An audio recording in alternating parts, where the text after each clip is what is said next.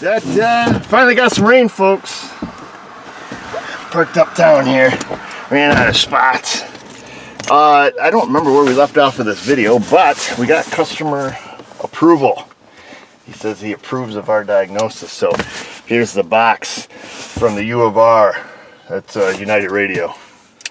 I don't know what U of R stands for. University of Rochester, I guess. United Radio out of Syracuse. Just open her up. Kind of tighten the cabinet door. Unboxing. Ugh. Bear with me. There's our invoice. There's our return label. Here's our cluster.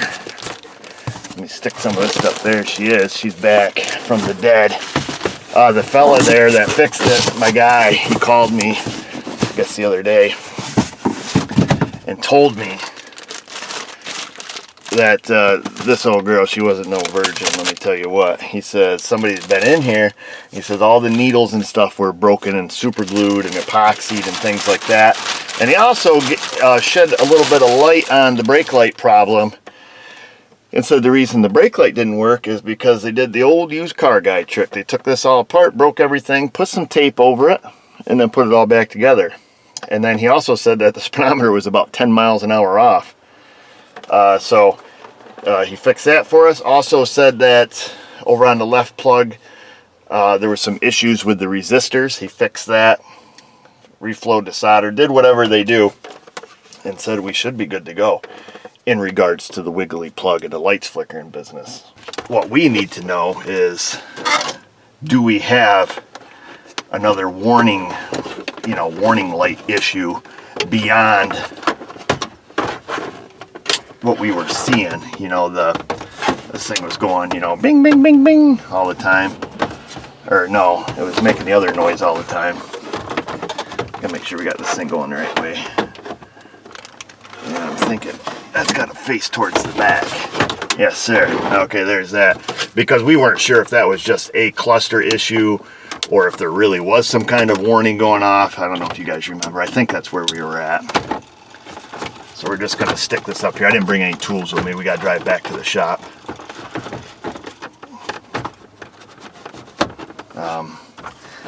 Is this your first day, fella? What am I missing here? Oh, there we go. Now she slipped right in. So let's turn the key on. Hey, we got a working brake light. That's not, is that the dinger? That was the dinger. We got our flashing airbag light now, so that's good. Let's put our seatbelt on. Seatbelt light goes off. Let's I wiggle this now, and the dome lights don't flicker. Let's make sure the dome lights work. They do. That's the dinger we were having an issue with. So we're gonna start it. Of course, we have a flashing airbag light. There must be some airbag coats in it. We got no wipers, or they're pretty metally. Yeah, so our airbag light's flashing, and perhaps the fella that owns this truck, maybe he knew about that already. He probably should have. I'm gonna put just a screw in here, finger tight, that way it doesn't fly out on us going down the road. Let's take it for a shake, make sure our warning lights are either gone or there or whatever. Remember in the first part of the video we did plug in the low brake fluid warning light under the hood, which I assume somebody unplugged it because they were starting to have the classic Ford flickering brake light problem that these clusters have. So here we go. We'll go for a shakedown. Anything coming? I don't think so. Just a golf cart.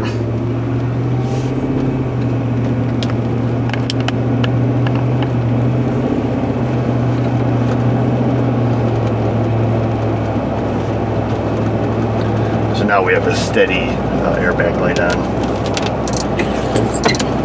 Man, we sure needed this rain, folks. I'll tell you what, it hasn't rained in almost 4 weeks. Everything was turning pretty brown. The corn was all curled up, looking like onion patches out here. But hallelujah, it has rained almost all night. So we've got a good steady 4 or 5 hours of rain so far. But you know what that means? It means we're going to have to mow lawn again. It's kind of a love-hate here with the rain.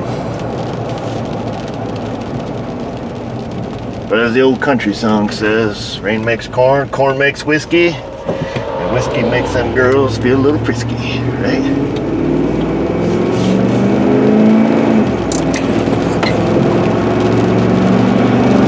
So far, so good. I think we got this fella's problem fixed. We're not getting the bing, bing, bing, bing, bing, or whatever noise it was making.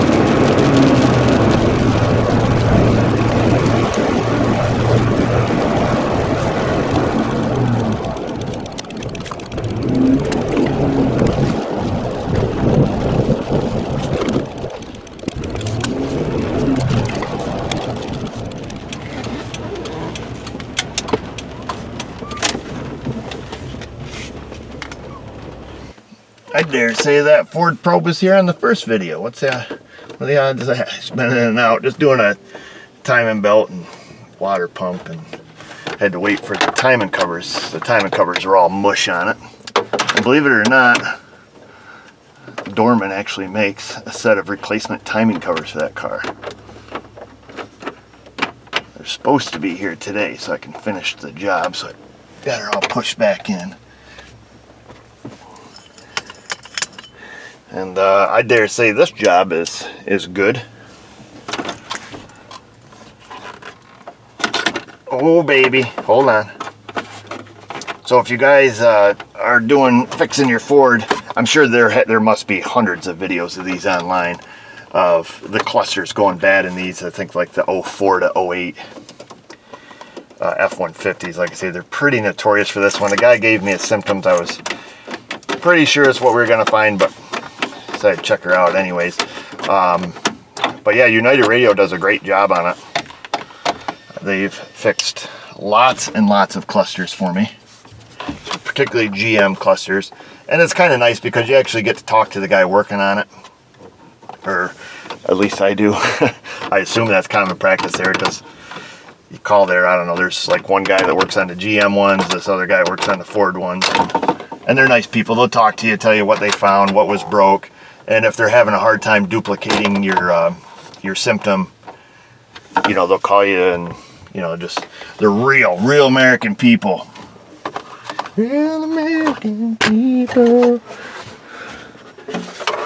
I don't know if that's all true or not, but I'll stick this thing back on and fire it back up here. It's AC up in here. Put this thing down up out of the way. Got a plugger over here, goes on this side for your pedals. Pedal plugger.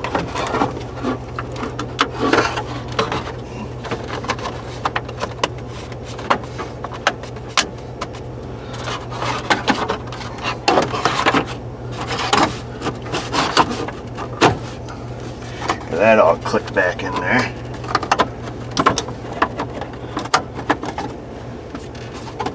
Where you at, baby? There's that one. Oop, there's that one. Gotta watch the wind here. Do that there. West at 69 degrees. Triple odometer. 167,000 miles on her. And there's a couple screws down here, one in each corner. Oh, what are they? 7mm, I guess.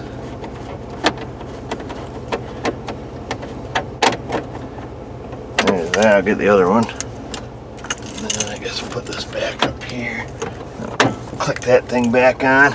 Everything's clicky-clacked. Set this where it was. Boom, this guy's off to the races, baby. And we'll take our garbage with us. So that's that, folks, I guess.